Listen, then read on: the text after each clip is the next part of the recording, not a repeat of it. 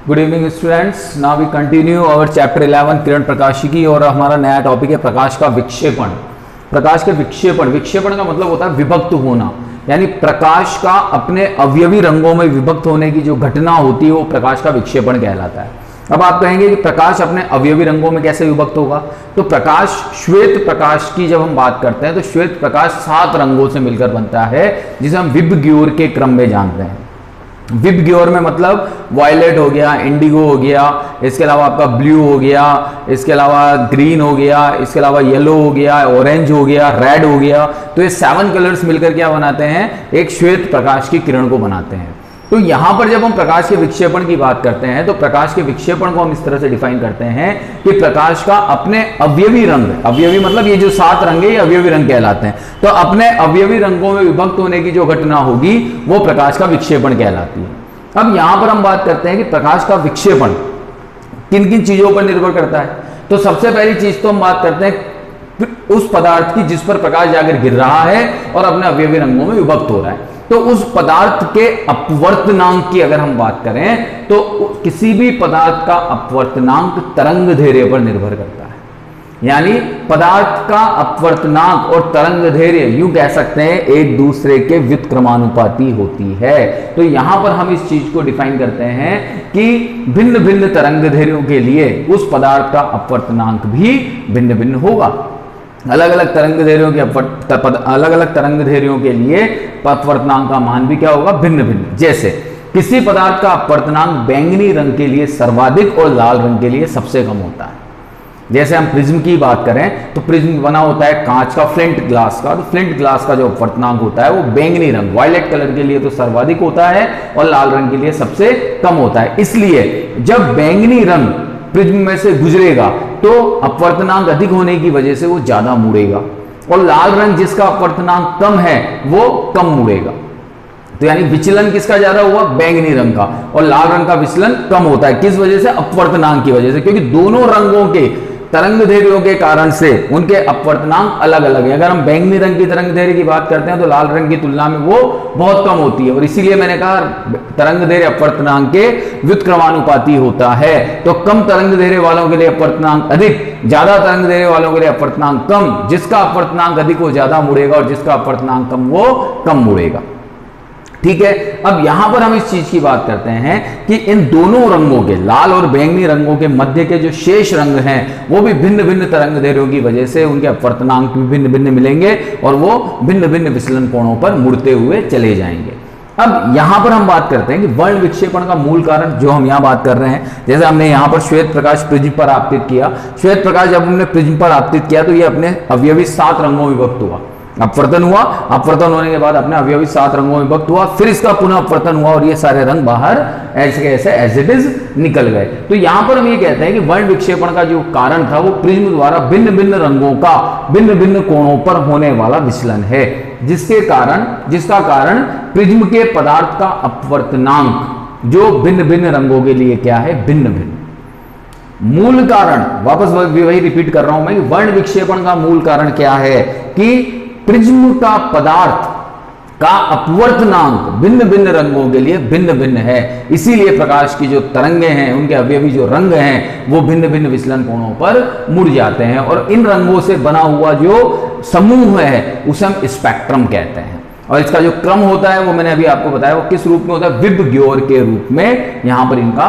क्रम होता है। ठीक है, अब यहां पर हम कह रहे हैं कि मान लिया मैंने वायलेट कलर है, इस वायलेट कलर का जो विचलन कोण है वो है डेल्टा वी, और जो रेड कलर है इसका विचलन कोण है डेल्टा आर। विचलन कोण कैसे निकालते हैं, आपतित किरण को, जो आपतित किरण इस पर आपतित हुई है उसे उसी दिशा में आगे बढ़ा दो, ठीक है, और ये जो निर्गत किरण है तो आपतित और निर्गत किरण के मध्य का कोण होता है वो कौन सा कोण कहलाता है, विचलन कोण। तो यहां पर मैंने कहा आपतित किरण और ये आपका जो वायलेट कलर है इससे लिया मैंने तो डेल्टा वी, और रेड कलर है इससे मैंने लिया डेल्टा आर। तो ये यहां पर लाल रंग और वायलेट कलर की क्या है, विचलन कोण है। और पदार्थ का अपवर्तनांक किस किस कलर के लिए, यहां पर वायलेट और रेड कलर के लिए, तो वायलेट कलर के लिए तो पदार्थ का अपवर्तनांक हमने माना एनवी, और रेड कलर के लिए पदार्थ का अपवर्तनांक माना मैंने एनआर। दो हो गए, एक तो हो गया आपका एनवी और एक हो गया आपका एनआर, तो दो पदार्थ के अपवर्तनांक हो गए यहां पे। ठीक है, अब यहां पर हम ये बात करते हैं कि जब कोणीय मतलब ये डेल्टा आर और जो डेल्टा वी है, ये डेल्टा आर और डेल्टा वी है क्या, इस चीज को हम देखें तो यहां पर ये जो विचलन कहलाता है, इस तरह से जो ये चीज, कोई भी चीज अगर किसी कोण के रूप में घूमती है तो उसे हम कहते हैं कोणीय विचलन। तो ये डेल्टा वी बैंगनी रंग का कोणीय विचलन है,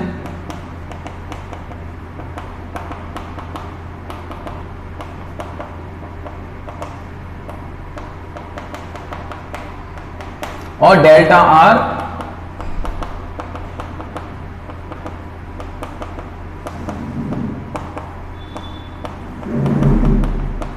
लाल रंग का कोणीय विचलन है।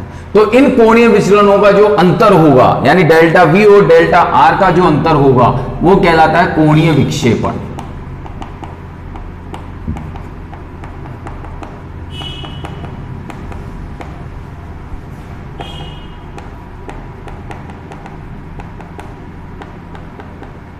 तो कोणीय विक्षेपण यानी delta V minus delta are, यह आपका कोणीय विक्षेपण कहलाता है। ठीक है, तो यहां पर जब हम बात करते हैं और इस कोणीय विक्षेपण को हम किससे रिप्रेजेंट करते हैं, थीटा से।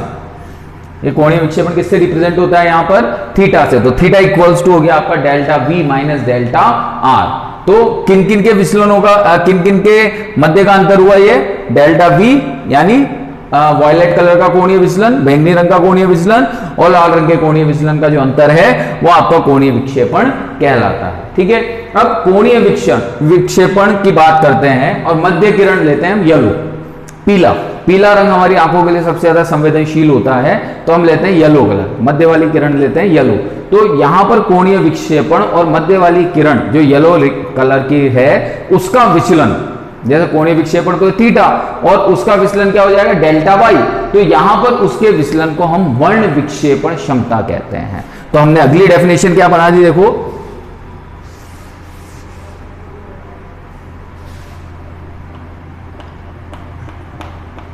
पीले रंग की या का कोणीय विचलन डेल्टा वाई। ठीक है, और कोणीय विक्षेपण थीटा। तो इनका जो अनुपात है वो क्या कहलाएगा, प्रिज्म की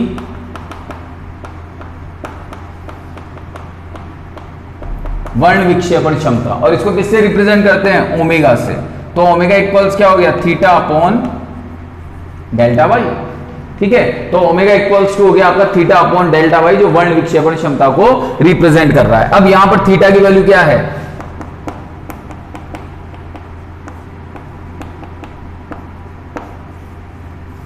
दिस वन। तो थीटा इक्वल्स टू हो गया आपका delta V minus delta R upon delta Y. तो ये आपके प्रिज्म की वर्ण विक्षेपण क्षमता कहलाती है। ठीक है, अब यहां पर हम इस चीज को डिनोट करते हैं, हमने एक रिलेशन निकाला था अगर आपको ध्यान हो, प्रिज्म के अंदर delta equals to A N minus one. ये हम लोगों ने जब प्रिज्म पढ़ा था तो उस टाइम पर ये रिलेशन हम लोगों ने निकाला था। तो यहां पर हम क्या करते हैं, देखो, अब सबसे पहले डेल्टा वी की वैल्यू फाइंड आउट करते हैं। तो delta V equals to A N, अपवर्तनांक किसका, एन वी, मतलब वायलेट कलर के लिए प्रिज्म का अपवर्तनांक किससे रिप्रेजेंट होगा, N V minus one. Delta R ले लिया A N R minus one, delta Y ले लिया A N Y minus one. अब इस फॉर्मूले के अंदर ओमेगा वर्ण विक्षेपण क्षमता में इसकी वैल्यू पुट कर देते हैं। तो डेल्टा वी की value A N V minus one, delta R की वैल्यू पुट करी A N R minus one, delta Y की वैल्यू पुट करी A N Y minus one. ठीक है, ए से ए कैंसिल हो जाएगा कॉमन आके, इसको और सॉल्व कर लेते हैं। तो N V minus one, this is plus one upon N Y minus one. One से वन भी कैंसिल हो गया। तो ये टोटल जो ओमेगा की वैल्यू या वर्ण विक्षेपण क्षमता जो निकल के आई वो क्या निकल के आई, N V minus N R upon N Y minus one. तो ये आपके प्रिज्म की वर्ण विक्षेपण क्षमता कहलाती है। तो कुल मिलाकर वापस मैं एक बार रिपीट कर देता हूं कि प्रकाश का वर्ण विक्षेपण या प्रकाश का विक्षेपण क्या होता है? प्रकाश का अपने अवयवी रंगों में विभक्त होना। प्रकाश का अपने अवयवी रंगों में विभक्त होना किस पर निर्भर करेगा? उन अवयवी रंगों की तरंग दैर्ध्यों पर। क्यों? क्योंकि उनकी तरंग दैर्ध्यों के सापेक्ष उस प्रिज्म के पदार्थ का अपवर्तनांक भिन्न भिन्न होगा। जैसे हमने कहा कि बैंगनी रंग के लिए अपवर्तनांक प्रिज्म का ज्यादा होगा और लाल रंग के लिए अपवर्तनांक कम होगा। तो जिसके लिए अपवर्तनांक ज्यादा होगा वो ज्यादा विचलित होगी और जिसके लिए अपवर्तनांक कम होगा वो कम विचलित होगी। तो ये चीज यहां पर हम प्रकाश के विक्षेपण में पढ़ते हैं। ठीक है, इसके बाद में नेक्स्ट टॉपिक हमारा आता है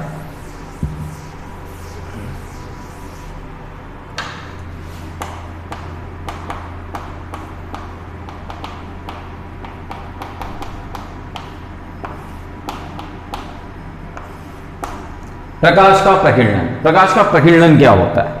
प्रकाश के प्रकीर्णन की अगर हम बात करते हैं तो प्रकाश के प्रकीर्णन का मतलब है फैलना, स्किटर्ड हो जाना। जैसे जब प्रकाश पुंज वायुमंडल में से गुजरता है तो वायुमंडल में क्या है? अनेक गैसीय कण हैं, धूल के कण हैं, ठीक है, जलीय कण हैं। तो जब वो प्रकाश वायुमंडल में से गुजरता हुआ हमारे तक पहुंचता है तो वायुमंडल में उपस्थित ये कण क्या करते हैं? उस प्रकाश को निश्चित दिशा में परावर्तित ना करके विभिन्न दिशाओं में फैला देते हैं। क्यों? क्योंकि वायुमंडल में तो कणों का घनत्व अलग अलग है, कहीं पर घनत्व ज्यादा है, कहीं पर घनत्व कम है, जिसे हम विसरित परावर्तन कहते हैं। तो जब कोई प्रकाश की आपतित किरण वायुमंडल से गुजरती है तो वहां पर घनत्व अंतर के कारण से वो प्रकाश किसी निश्चित दिशा में परावर्तित ना होकर विभिन्न दिशाओं में क्या होता है? फैल जाता है। और विभिन्न दिशाओं में फैलने की यही परिघटना क्या कहलाती है? प्रकीर्णन। इसी घटना को हम क्या नाम देते हैं? प्रकीर्णन। तो अब यहां पर हम ये कहते हैं कि प्रकीर्णन की जब हम बात करते हैं तो प्रकीर्णन प्रक्रम में होता क्या है? प्रकीर्णन प्रक्रम में यह होता है कि जिस माध्यम पर प्रकाश आकर गिर रहा है उस माध्यम के अणु प्रकाश को क्या कर लेते हैं? अवशोषित कर लेते हैं। और जब माध्यम के अणु प्रकाश को अवशोषित कर लेते हैं तो अवशोषित करने के पश्चात में ऐसा नहीं कि वो अवशोषित करके रख लेंगे। प्रकाश आया, उन्होंने अवशोषित किया और अवशोषित करके वो उसे पुनः विभिन्न दिशाओं में विस्तृत कर देते हैं, विभिन्न दिशाओं में फैला देते हैं, उनका विस्तरण कर देते हैं। ठीक है, तो प्रकीर्णन की तीव्रता यहां पर किस किस पर डिपेंड कर रही है? प्रकीर्णन की तीव्रता प्रकाश की तरंग दैर्ध्य के साथ साथ प्रकीर्णन करने वाले कणों के आकार पर भी निर्भर करती है। यह ध्यान रखिएगा। इसको मैं ऐसे समझा सकता हूं कि एक बहुत छोटी सी कह सकते हैं एक छोटा सा पत्थर है और एक इतनी बड़ी बॉल है ना। अब यहां पर बॉल रखी मैंने और उस पत्थर को लिया और उस पत्थर को उस बॉल पे मारा। बॉल जितनी ज्यादा बड़ी होगी उस पत्थर की उससे टकराने की प्रायिकता उतनी ज्यादा होगी। बॉल क्या है? कण का आकार, और पत्थर को मान लो प्रकाश की किरण। अब अगर बॉल का आकार छोटा होता चला जाएगा तो पत्थर के टकराने की प्रायिकता कम होती चली जाएगी, यानी विसरण की प्रायिकता, प्रकीर्णन की प्रायिकता कम हो जाएगी। तो यहां पर हम वही कहते हैं कि प्रकाश के प्रकीर्णन का जो निर्भरता है वो प्रकाश के रंगों की तरंग दैर्ध्य के साथ साथ उनको जो कण प्रकीर्णित कर रहे हैं उन कणों के आकार पर भी निर्भर करती है। और ये कण तरंग दैर्ध्य से छोटे आकार के होते हैं। ठीक है, यानी इन कणों के आकार की अगर हम बात करें तो एक साइंटिस्ट हुआ था रेले ने यह कहा कि इन कणों का आकार तरंग दैर्ध्य के चतुर्थ घात के व्युत्क्रमानुपाती होना चाहिए। ये उसने एक कंडीशन डाल दी। अगर इससे ये कम हो गया तो फिर उस कंडीशन में वहां पर प्रकीर्णन नहीं होगा। तो λ/4 के क्या होना चाहिए? ये व्युत्क्रमानुपाती होना चाहिए और इसे ही हम रेले का प्रकीर्णन नियम कहते हैं। इस नियम के आधार पर जब हम बात करते हैं तो लैम्डा लाल रंग के लिए सर्वाधिक है लेकिन उसका प्रकीर्णन सबसे कम होगा क्योंकि व्युत्क्रमानुपाती रिलेशन। बैंगनी रंग लैम्डा बैंगनी रंग के लिए सबसे कम है लेकिन व्युत्क्रमानुपाती है इसलिए उसका प्रकीर्णन ज्यादा होगा। तो यहां पर हम ये कहते हैं कि लाल रंग का प्रकीर्णन सबसे कम और बैंगनी रंग का प्रकीर्णन सबसे अधिक होता है। तो रेले का नियम हमें इस चीज में ध्यान रखना है। यहां पर हम रेले के नियम की बात करते हैं तो रेले का नियम जो है ये सबसे इंपॉर्टेंट है। यहां पर रेले का प्रकीर्णन नियम जो कहता है कि जो प्रकीर्णन की मात्रा है वो तरंग दैर्ध्य के चतुर्थ घात के व्युत्क्रमानुपाती होती है। ठीक है, तो अब यहां पर इस प्रकीर्णन पर आधारित कुछ घटनाएं हैं, जिन घटनाओं का हम अध्ययन करते हैं। सबसे पहली घटना आती है आकाश के रंग का नीला दिखाई देना। आकाश का रंग नीला क्यों दिखाई देता है? हम कहते हैं कि जब प्रकाश की किरणें सूर्य से वायुमंडल को पार करती हुई आती है तो वायुमंडल से गुजरते समय उस प्रकाश का प्रकीर्णन हो जाता है। उसका रीजन अभी बताया, क्योंकि वायुमंडल में कणों का घनत्व अलग अलग होता है, तो वहां पर प्रकाश का प्रकीर्णन हो जाता है और प्रकाश के प्रकीर्णन के कारण से वो प्रकाश फैल जाता है। अब जब हम आकाश को देखते हैं तो यह प्रकीर्णित प्रकाश ही हमारी आंखों में प्रवेश करता है। ठीक है, सूर्य के प्रकाश में उपस्थित लघु तरंगदैर्घ्यों में नीले रंग का जो अनुपात है वो अधिक होता है। अगर हम लघु तरंगदैर्घ्यों की बात करते हैं तो जो विबग्योर VIB ब्लू आ गया, तो ब्लू रंग का जो तरंगदैर्घ्य है वो यहां पर लघु तरंगदैर्घ्य प्रकाश के लिए जो हम बात कर रहे हैं, नीले रंग का जो अनुपात है वो अधिक होता है। और लघु तरंगदैर्घ्य का जो प्रकाश है वो वायु अणुओं द्वारा प्रबलता से प्रकीर्णित हो जाता है। प्रबलता से प्रकीर्णित क्यों होगा? क्योंकि यह चीज समझनी है कि ब्लू कलर जिसकी तरंगदैर्घ्य कम है, रेले का प्रकीर्णन नियम क्या कह रहा है कि λ/4 के व्युत्क्रमानुपाती, तो अगर कम है तो प्रकीर्णन ज्यादा होगा। तो इस वजह से उस नीले रंग का प्रकीर्णन क्या होता है? सर्वाधिक होता है। और नीले रंग का प्रकीर्णन जब सर्वाधिक होगा तो प्रेक्षक तक जब वो पहुंचेगा तो उसे आकाश का रंग कैसा दिखाई देगा? नीला दिखाई देगा। अब क्वेश्चन ये अराइज होता है कि बैंगनी रंग का तो नीले रंग से भी कम होता है, फिर बैंगनी रंग का आकाश क्यों नहीं दिखाई देता? तो नीले रंग के लिए हमारी आंखों की सुग्राहिता ज्यादा होती है, सेंसिटिविटी ज्यादा होती है, इस वजह से हमें आकाश का रंग नीला दिखाई देता है, ना कि बैंगनी। तो कुल मिलाकर आकाश के नीले रंग का कारण क्या है? प्रकाश का प्रकीर्णन। ठीक है, दूसरा आता है यहां पर सूर्य का सूर्योदय तथा सूर्यास्त के समय लाल दिखाई देना। देखा होगा आपने, सूर्य जब उदय होता है, जब सनराइज होता है, सनसेट होता है, तो उस कंडीशन में सूर्य कैसा दिखाई देता है? एकदम लाल पिंड जैसा दिखाई देता है, लाल गोला दिखाई देता है। तो जब हम सूर्योदय और सूर्यास्त की बात करते हैं तो सूर्य का सूर्योदय और सूर्यास्त के समय लाल दिखाई देना भी प्रकाश के प्रकीर्णन के कारण ही होता है। यानी प्रकाश का प्रकीर्णन इसका मूल कारण है जिसकी वजह से ये लाल दिखाई देता है। ठीक है, इन समयों पर जब हम बात कर रहे हैं सूर्योदय और सूर्यास्त की, तो इन समयों पर सूर्य के प्रकाश को वायुमंडल में काफी अधिक दूरी तय करनी होती है। जैसे यहां पर हमने बात की, डायग्राम बनाते हैं हम एक यहां,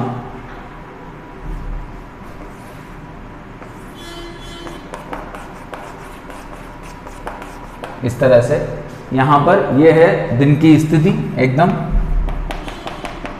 और ये यहां पर सूर्यास्त मान लो और यहां सूर्योदय मान लो। ये तो सनराइज हो गया आपका और ये सनसेट हो गया। अब क्या होता है इस कंडीशन में? क्या होगा इस कंडीशन में? ये होता है कि जब सूर्य से प्रकाश की किरणें चलेगी तो इस कंडीशन में तो सूर्य ठीक ऊपर है, तो इसे वायुमंडल में कम से कम दूरी तय करनी पड़ेगी। लेकिन जब क्षैतिज से बात करते हैं तो क्षैतिज से ये दूरी इनको अधिक तय करनी पड़ेगी। तो सूर्योदय और सूर्यास्त की अवस्था में सूर्य के प्रकाश को वायुमंडल में काफी दूरी तय करनी होती है। ठीक है, नीले एवं उसके पास की तरंगदैर्घ्य के प्रकाश जो हम बात कर रहे हैं कि जब सूर्य का प्रकाश आएगा तो सूर्य का प्रकाश आने पर, देखिए समझिएगा, सबसे ज्यादा इंपॉर्टेंट चीज है ये कि सूर्य के प्रकाश श्वेत प्रकाश होता है और श्वेत प्रकाश में 7 रंग होते हैं। और जब इस श्वेत प्रकाश को वायुमंडल तक पहुंचने में इन कंडीशंस में ज्यादा दूरी तय करनी होगी तो जो लघु तरंगदैर्घ्य वाले प्रकाश है वो तो बीच में गायब हो जाएंगे, क्योंकि उनकी तरंगदैर्घ्य तो पहले से ही कम है, तो बीच में क्या होते चले जाएंगे? गायब होते चले जाएंगे। और जो सबसे अधिक तरंगदैर्घ्य वाला प्रकाश है जिसका प्रकीर्णन बहुत कम हो रहा है वही प्रेक्षक की आंखों तक पहुंचेगा। और जब प्रेक्षक की आंखों तक पहुंचेगा तो प्रेक्षक के पास कौन सा रंग पहुंचेगा? जिसकी तरंगदैर्घ्य ज्यादा है, लाल रंग। और इसी कारण से सूर्योदय और सूर्यास्त के समय हमें सूर्य लाल दिखाई देता है। इसी कारण से जितने भी खतरे के निशान होते हैं वो सब लाल बनाए जाते हैं, क्योंकि प्रकीर्णन लाल रंग का सबसे कम होता है, विचलन लाल रंग का सबसे कम होता है। यही कारण है कि जितने भी यहां पर हम बात करते हैं डेंजर साइंस होते हैं, ये सब रेड होते हैं। जैसे हमने तीसरा पॉइंट जो है इसका लाल संकेत, इसको लाल संकेतों का प्रयोग किस लिए किया जाता है? लाल संकेतों का प्रयोग खतरे के निशानों को दर्शाने के लिए किया जाता है। इसका कारण यह है कि ऐसे संकेत प्रकीर्णन से यथेष्ट हानि के बिना, यानी इनका प्रकीर्णन होता ही नहीं है, इनकी कोई हानि होती ही नहीं है, तरंग दैर्ध्य में कोई परिवर्तन होता ही नहीं है, तो यथेष्ट हानि के बिना लंबी दूरी तक तय कर सकते हैं। इस कारण से इन संकेतों को कैसा लिया जाता है? लाल बनाया जाता है। ठीक है, इसके बाद में एक आता है श्वेत बादल। जो हमें बादल दिखाई देते हैं वो सफेद रंग के क्यों दिखाई देते हैं, उसका रीजन क्या है? तो यहां पर हम ये कह रहे हैं, जैसे रेले का ही यहां पर हम नियम लगाते हैं कि अगर कणों का आकार तरंग दैर्ध्य से बड़ा हो गया, समझिएगा ध्यान से, कि अगर कणों का आकार प्रकाश की तरंग दैर्ध्य से बड़ा हो गया तो लगभग सभी प्रकाश की तरंग दैर्ध्यों का प्रकीर्णन एक जैसा होगा। और अगर सभी प्रकाश की तरंग दैर्ध्यों का प्रकीर्णन एक जैसा हुआ तो फिर सबका एक जैसा प्रकीर्णन हुआ, कोई विचलित ही नहीं हुई, तो सारी की सारी मिलकर वापस कैसी दिखाई देंगी? श्वेत। क्योंकि अगर प्रकीर्णन में अंतर आएगा तभी तो तुम रंगों को अलग अलग देख पाओगे, और अगर प्रकीर्णन में ही अंतर नहीं आया तो समस्त प्रकाश की किरणें आपको एक जैसी दिखाई देगी, और वापस आपको जो रंग है बादल का वो कैसा दिखाई देगा? श्वेत दिखाई देगा। तो यहां पर जब हम बादलों के रंग की बात करते हैं तो बादलों के रंग के श्वेत दिखाई देने का मूल कारण हम रेले के प्रकीर्णन प्रयोग से निकाल सकते हैं कि रेले ने यह बताया था कि प्रकीर्णन तरंग दैर्ध्य के चतुर्थ घात के व्युत्क्रमानुपाती होता है। प्रकीर्णन के लिए यह आवश्यक है कि कणों का आकार तरंग दैर्ध्य के व्युत्क्रमानुपाती हो, लेकिन अगर कणों का आकार इतना अधिक हो गया कि सभी तरंग दैर्ध्य उससे समान रूप से प्रकीर्णित हो रही हैं, आप उनमें डिफरेंस नहीं निकाल पा रहे, तो सारी तरंगें प्रकीर्णित होकर वापस श्वेत रंग को निर्मित कर देगी और आपको बादलों का रंग कैसा दिखाई देगा? श्वेत ही दिखाई देगा। तो ये कुछ प्रकीर्णन के हमारे दैनिक जीवन के प्रयोग थे, दैनिक जीवन की घटनाएं थी जो हमने पढ़ी। अब नेक्स्ट टॉपिक में हम लोग नेक्स्ट क्लास में इंद्रधनुष पढ़ेंगे। ठीक है बेटा, ओके, थैंक यू।